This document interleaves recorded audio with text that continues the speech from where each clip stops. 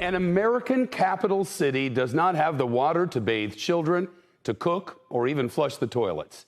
The water hasn't been drinkable for weeks, and now for most residents, there's almost none at all.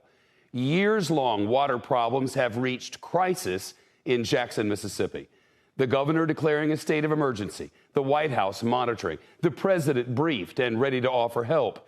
The National Guard called out because some 180,000 people are in the middle of a third world-like hell. They've been under a boil water order for a month, but now faucets are mostly dry. What does trickle out can't be consumed, and there's not even an estimate for when the water system will be back up and properly working.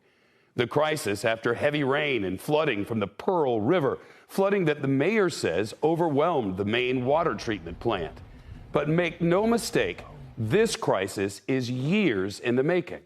Today we learned from the reporting of the Mississippi Free Press, a nonprofit media outlet, that the water plant has had critical staffing shortages, and according to the EPA, there's no evidence the city even tried to fill the positions.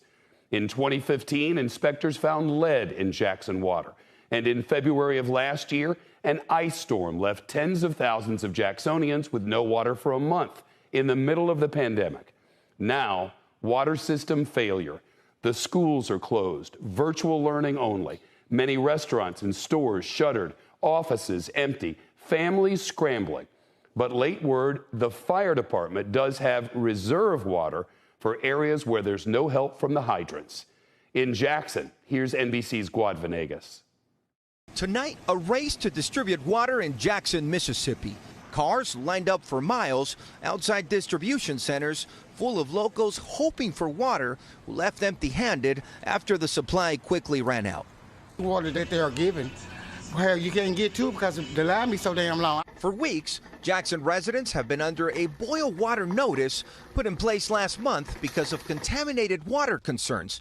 Now they're on the brink of having no water at all. The water pressure has been low. Taprice Young has been spending $100 a week on water for her family. We've had to boil water to cook, to wash dishes, pretty much to brush our teeth. State officials say floodwater complications impacted storage tanks, pumps, and water flow, resulting in a failure at Jackson's main plant. The lack of water was due to a lack of pressure in the system.